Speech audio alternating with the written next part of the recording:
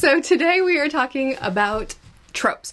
So if you watched my TBR video that I posted last week, I let you know what I'm planning on reading as well as what I'm planning on filming this month. And we're going to talk about tropes this week and next week. This week is just a casual hanging out. We're going to tier rank some tropes. Very chill. We're just trying to have a good time. Next week is when we're going to talk about tropes more. I haven't decided yet if I'm going to pick my least favorite tropes that we talk about in this video and then talk about books where I've seen them done really interestingly in ways that I've enjoyed, or if we're gonna have like a discussion on tropes in general. I haven't decided what direction I want to go with next week's video.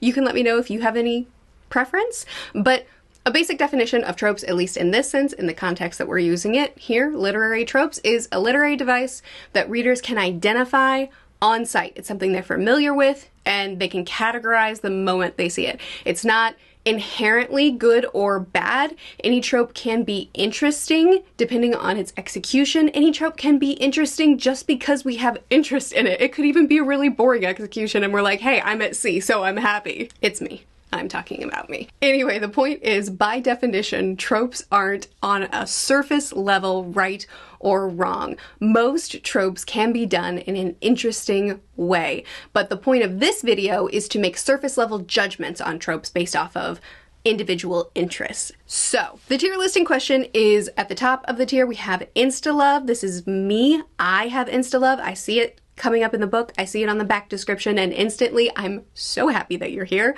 The next tier is We Can Be Friends. Hang out. Chill with me. Let's see how this goes.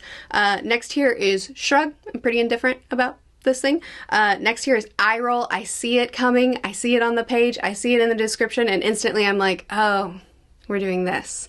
And then the final tier, the lowest tier, is go somewhere else. My initial reaction is, why? Why are we doing this though? That doesn't mean that I will always hate said trope. It just means when it appears, I would rather it not. I may be convinced though, some tropes that I genuinely don't like, the way they're done, I'm like, okay, fine, I like it this time. All right, first up, we have ancient artifacts. So this is an instant yes for me. I love, and this is a recent discovery for me, I love if we're in space, we have ancient artifacts, ancient ruins, or we're down under sea, and there's an ancient city where there's the artifacts. Do I have ancient ruins as its own thing? Oh, I do. Okay, all right, artifacts, just artifacts. So ancient artifacts, some sort of object that is old and probably contains some sort of puzzle, some sort of clue, some sort of message, some sort of hidden power that we can obtain and it will save the day. I love it. I don't know why. I just like old things, I think. Like, have you ever been to a garage sale and you've seen an old key or an old clock or something and you're like, this has a story. I don't know the story, but I could make it up and I should probably own this. Is that relatable to anybody? Anyway, instant love. Chosen one trope I shrug at. I don't really have an opinion on this. It's not my favorite. Generally, I don't, when I hear about a chosen one, I'm like, ah. All right, personally, I find it a lot more interesting to have a situation where something terrible is happening and a group of people, ideally, or a person rises up and fights like mad to handle it, to be the one, not because they're the chosen one, the prophesied one, because they have to be the one, because it's their destiny, but because they chose to, because they saw that the world was in danger or ending or being harmed and they stepped up. Like, to me, that's so much more interesting than the one that it always had to be. But also some of my favorite stories have the chosen one trope. So I guess I'm kind of indifferent. It's not my preference, but I'm not mad at it. Animal companion. I'm gonna go We Can Be Friends because there are certain animal companions that are instant win. Like, I love a dragon rider trope so much. And then there are others that I don't love so much. Like, I do have a tendency to not love talking animals for some reason, but there are instances where I love a talking animal companion. I'm very inconsistent and I don't know why. I haven't tracked down the rationale there other than just I live to be annoying, apparently. Elemental magic, insta-love. I love elemental magic. I didn't put a lot of different magic systems in here, but I feel like that is one that is very common, very popular, and sometimes people see it and they're like, oh, that one. You know, it's not new, it's not innovative, it just is. And I love it every time. Ancient ruins, also. Ruins, not runes. I don't know why I struggle with that. Ancient ruins, yes. Alien ruins on some unexplored planet, go down to the sea. I know I already said all this, but I was talking about artifacts, and now I get to say it again. And you find some old city that's been covered, and there's ruins there, there's things to discover. I love a scene that's just a slow, methodical piecing through history, exploring something long gone, and seeing what you can find of it. I love it. Ah, it's so good. Old mentor, insta love. Wow, this video is starting out with a lot of things that I like. The tier maker instantly, automatically scrambles the stuff that I give it. So it's very good, positive beginning. Old mentor, it's a trope that I love. The mentor figure that takes on the apprentice, teaches them the magic system or the fighting style or the history of the world, and they develop a deep bond, and then that old mentor is gonna die, and then I'll cry every time. I just love it. Haunted small town! Sorry, my mom texted me and my computer thought that I needed to be shouted at about it. Haunted small town is an insta love for me. Especially if it's seaside. If it's a seaside small town, seaside haunted small town, like I don't think I still have the book, and I don't even think I would remember what book it was if I did still have it. But I love a situation where it's a seaside, small town, everybody knows everybody, it's got its secrets, and also there's probably some sort of curse on it, or some sort of thing where occasionally ghosts come out and people die, or occasionally someone drowns and it's like this weird mystical reason, and everybody's keeping the secret and no one's willing to leave. And why won't you leave? It doesn't even make sense, but I love it. Anyway, sorry. Haunted small town, even if it's not nautical, I love it. Closed room. Oh no, I really like that one too. Okay, so closed room is gonna be We Can Be Friends, mostly because I'm really overloading the Installa. I created this tier list, and I think I failed to include very many tropes that I don't like. I just got too excited. Closed room. I really like small space stories. Whether it's in a spooky castle or like even an isolated island that you can't get off of. Like some sort of, Agatha Christie is not an author that I really have read much from, or I'm not really a mystery fan, but And Then There Were None was one of my favorite, was my favorite book of hers that I have read. And that's not, not that I'm unique or special for liking one of the most popular classics, but I really love a situation where like we can't leave and something's going on. Seaside, okay, well, there was no hope there. Nature, okay. So I've recently discovered my love for books that are, is it recently? I've a while ago discovered my love for books that are very nature-centric, like an isolated island setting, but also some sort of nature magic or nature sci-fi, like Area X. Oh my golly.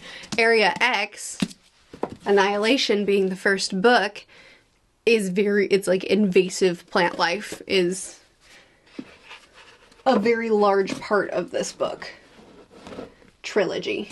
Just get found family, and okay, I did do a bad job at this. Okay, found family, insta love, always a winner. Redemption, I'll say We Can Be Friends. I tend to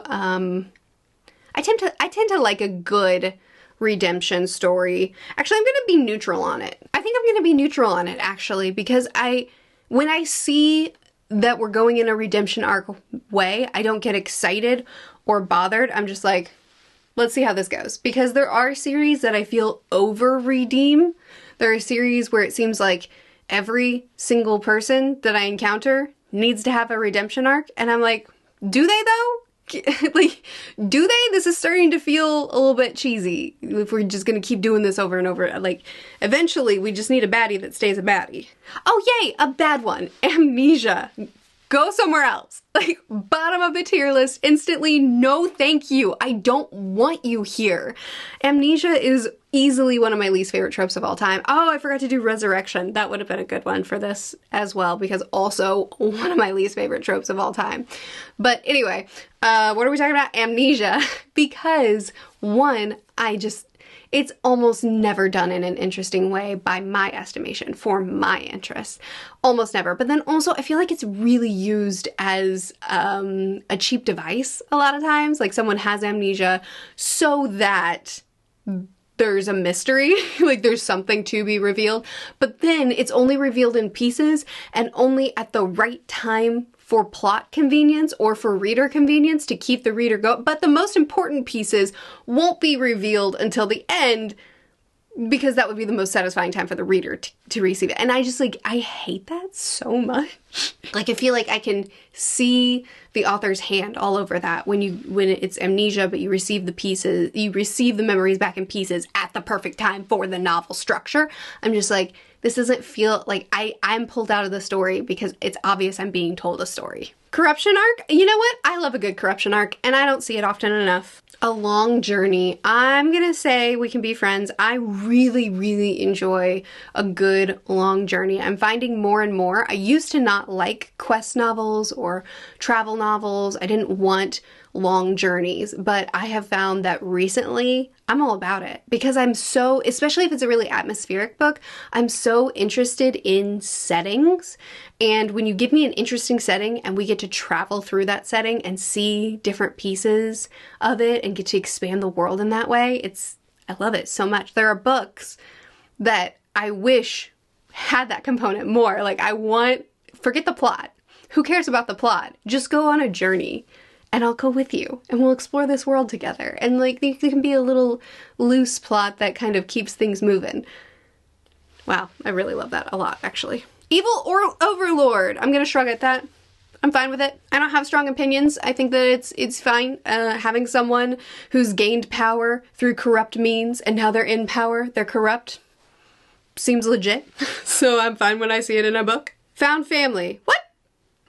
Oh, it's here twice. Well, I love it doubly.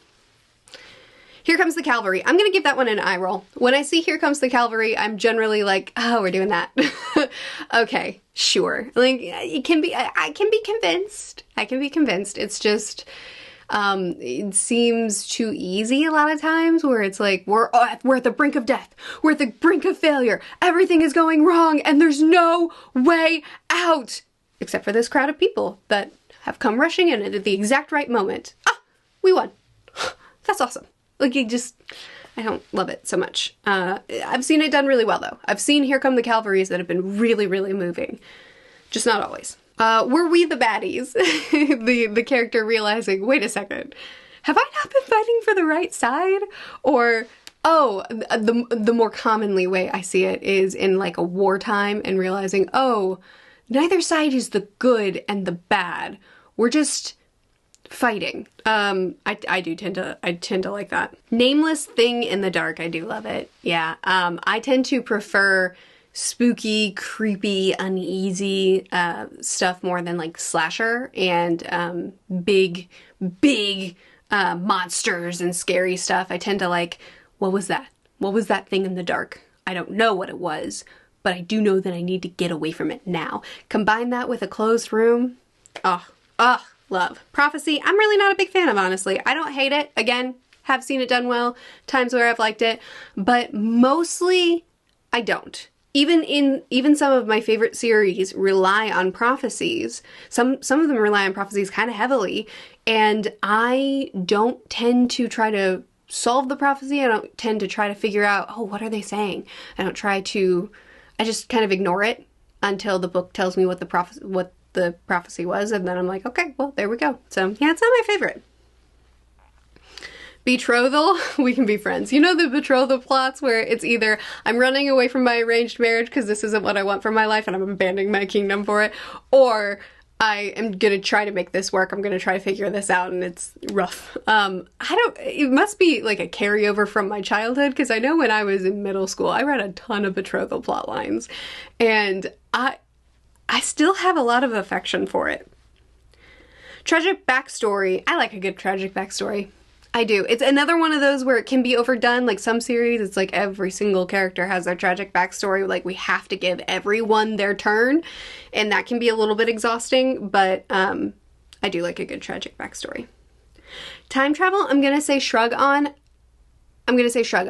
Because I do like time travel sometimes, but it's just so easy. It's so easy to create a story that's so riddled with plot holes that it's exhausting and it's like not even enjoyable. And any time travel plot line is going to have things that if you think too hard about it, you're like, okay, but what about that? And that's fine. I'm fine with that. But it's not something that I get excited about. Magical school, another thing that's carried over from my childhood. Too many magical schools in middle school and high school. I can't not love it. Too nostalgic for me. Alternate universe. So this is, we go to a singular other universe, one other universe where things are different. It's a different fate that could have been, or it has an alternate history. I really love an alternate history where it's like a single big thing has changed, or I guess a single other timeline. The reason I'm clarifying that is because I do have parallel universe in here, which I guess I could have done like a multi-dimensional instead of parallel, and that would have been more clear. But the distinction here is alternate history, alternate universe, it's isolated, it's one. Parallel or multi-dimensional to me is more along the lines of there are many dimensions that we could hop into and have many different futures and different outcomes and different scenarios. Does that make sense? You can let me know if you disagree with my distinction. But alternate universe where it's one separate situation, I do enjoy that. And then I'll just go ahead and grab parallel, and that one I feel a little bit less, it's less exciting to me. The multi-dimensional realm, I really should just put down multi-dimensional, is not super exciting to me. What is human? It could be an alien, it could be a robotic thing, it could be something that's like a chimera, something created, and the discussion is being a person the same as being human, or what makes something human? This is one that, this is a shucks. Okay. I'm gonna say eye roll. Because upon first look, when I first learned this is the theme, I do roll my eyes because it's such a common theme in sci-fi that it's like, oh, we're doing this again. But I'm gonna add on to that, I oftentimes love it. I actually just finished reading Born by Jeff Vandermeer, author of Annihilation, and I loved it. 5-star, easy 5-star, absolutely adore, oh my goodness, love. And that's one of the main themes of the book. So I do tend to love it. It's just that my first reaction to it tends to be, oh, we're doing that again. Oh wow, exact same realm. Who is the real monster here? So that's also very common for sci-fi. Is it the scientist that's the monster, or his creation that's the monster? Who's the real monster? And we all know the answer, it's always the scientist. Or, you know, like, you can also look at it from the perspective of humanity. Which human, like, who's the real monster in this situation? It's another eye roll. And it's not with the caveat, like, what is a human, where I tend to like it. Who's the monster? I've seen so many times, and I don't find very many that are different from the last. Oh, I'm gonna ruffle feathers with that one, because that's a really loved trope, but I actually don't love it that much. Not to say I can't love it, but, you know, it's honest. Robots' free will. This is another one that's super, super common in sci-fi. All the sci-fi ones seem to have just, like, clustered in the same area of this video. This is another one that's super common in sci-fi, probably more common than the last two that I just mentioned. And yet, I do really like it a lot. So I'm gonna say we can be friends. Friendly aliens. So this is, we find that there are other life forms out there, aliens, we make contact, and they become our friends.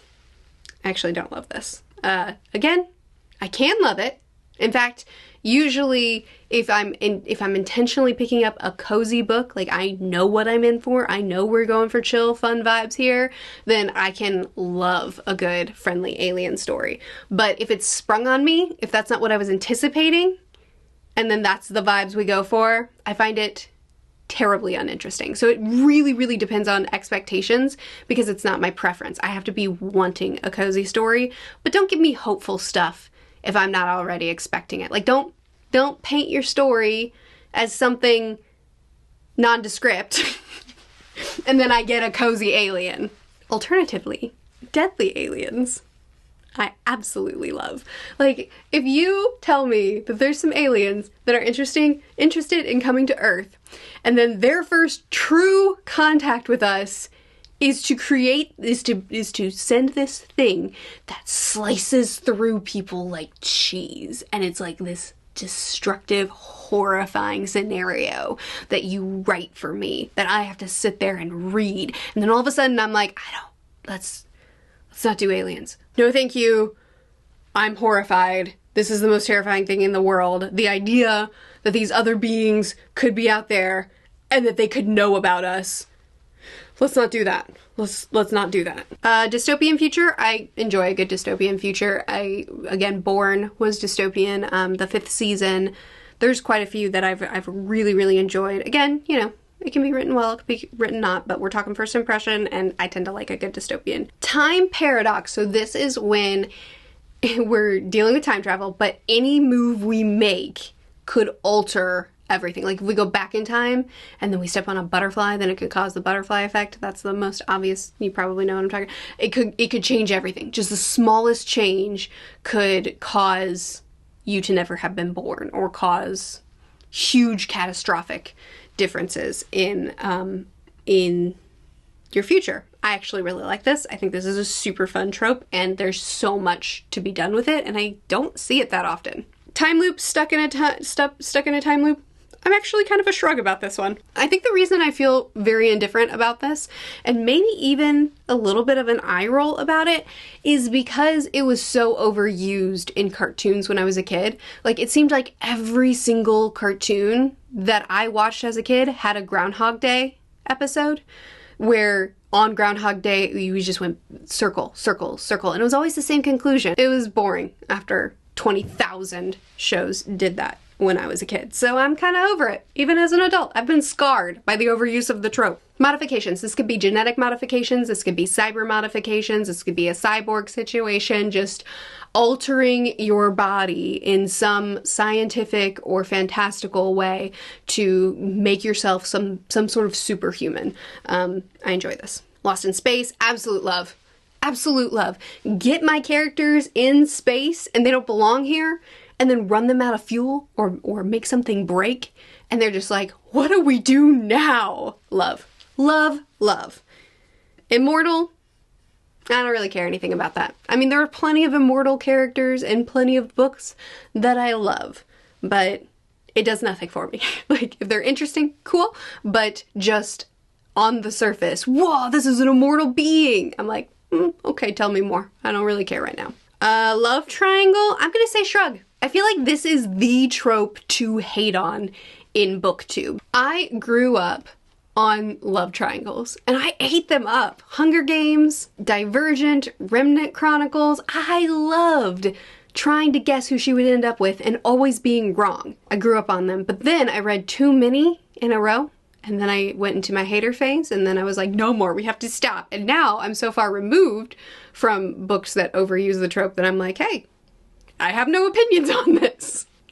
Second chance. So this is people that were in love, separated, and then came back together. I'm pretty chill with this, especially if they separated for the sake of their people. Like, I have to fight for my people, you have to fight for yours, and it just doesn't work for us to be like they have their separate goals, their separate missions that they have to do to save the world or whatever, and then they choose the fight over love.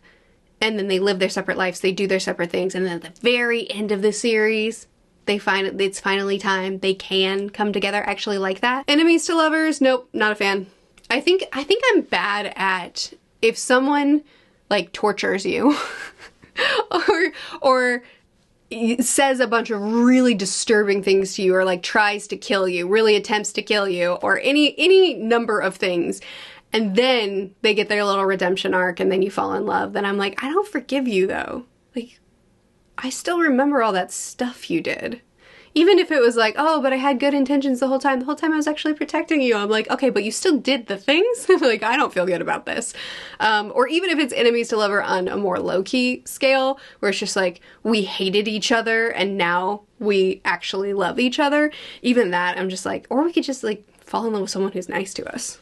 Friends to lovers, consequently, I love. I really enjoy a good friends to lovers. We can be friends. Fake dating, love. I can't explain it. I just do. I love it. Tell me there's a fake dating trope. I'm there. Grumpy sunshine. So I don't like this in a romantic sense, but I love this in a platonic sense. Again, I'm not really into the enemies to lovers, bad boy, like all that kind of stuff. I just, if someone's super nice to someone, then I'm like, ah, what a great love interest. So I'm not really interested in the grumpy sunshine dynamic in a romantic sense, but in a platonic sense, it's my favorite. Like if it's two best friends and one is constantly angry and one is constantly happy, and the grumpy one low-key hates the happy one, but also you're my best friend and I would die for you. I love that dynamic so much. And I know that that's prime shipping material. Like if you're a shipper and there's a grumpy sunshine platonic friendship, then you're like, obviously they should get together. But I'm not much of a shipper. I almost never see characters that aren't like the author's like, these two are destined to be together, and then I pair them. And don't get me wrong, I enjoy a good romance every now and then. Like every once in a while, I will completely fall for two characters falling for each other. But usually I prefer to read a platonic relationship over a romantic one. And so if there's really amazing chemistry between characters platonically, I will almost never project romance onto them. That's like a whole side tangent. But anyway, I love Grumpy Sunshine in the context of friends. We've secretly been talking. Oh yeah, I hate this. Okay, so this one is very specific. It's like a you've got mail situation. I've seen it done where it's like, I'm reading your emails or I'm reading your texts or I'm pretending to be someone else and like texting you, and I'm falling in love with you based off of information that you don't know I have, and you don't know that we've been talking, and then they get together in the end. To me, that's just, I've read books like this and I'm just like, this just seems like such a violation of personal space and privacy, and why, what? Like, what? Cheating, I don't like it. There's a lot of books, not just romance books, happens in fantasy all the time, where it's like, oh, but you know, their significant other is mean to them. So like, it's fine. We're gonna ignore the fact that they're cheating. And don't get me wrong, this happens in books that I love. I just, as a trope, it's always in the back of my head that I'm like, you could go break up with your other person first. Age gap, I'm giving that an eye roll, even though I don't care about an age gap between adults. Like if they're both grown and one is, you know, 10 years older than the other, I have no opinion on this. This matters not to me. But I see too many questionable age gaps. I see too many age gaps where it's like one of them is just over the line, or like we've known each other and been friends and been friendly for a real long time, and now you're just over the line, or not even giving that much allowance. And I just feel like maybe we could not. Soulmate, I hate. I just hate it. Anytime I'm reading a fantasy novel and a soulmate thread is introduced of like, we were meant to be, we're mates. Hate. Vampires and werewolves, I have no interest in. I know this is super specific because I'm not doing a bunch of supernatural characters, but no interest. Why are all of the negative ones at the end of this video? Well, at least most people have clicked off by now. So most people aren't mad at me. Miscommunication, hate. It can be done interestingly, but I hate it. And then banter during battle. Oh, great. Well, at least we're ending on a high note. I love banter during battle. I love when two characters are picking at each other, snipping at each other, joking around while their lives are in danger. It does something to me, and it's something wonderful. Okay, so there you go. That's a whole bunch of tropes. It's 51 tropes, to be specific, actually, that I have now ranked for you. Now, obviously, this is not all the tropes in existence. That would be ludicrous, but these are some that I, you know, made real quick. I would love to hear from you. What are some tropes that you would rank severely differently from me? What are some tropes that aren't on this tier list that you have opinions about? What are your top 3 tropes in all of existence? The 3 that if you see them on the back cover of a book, you're getting that book. I'll see you again soon. Bye.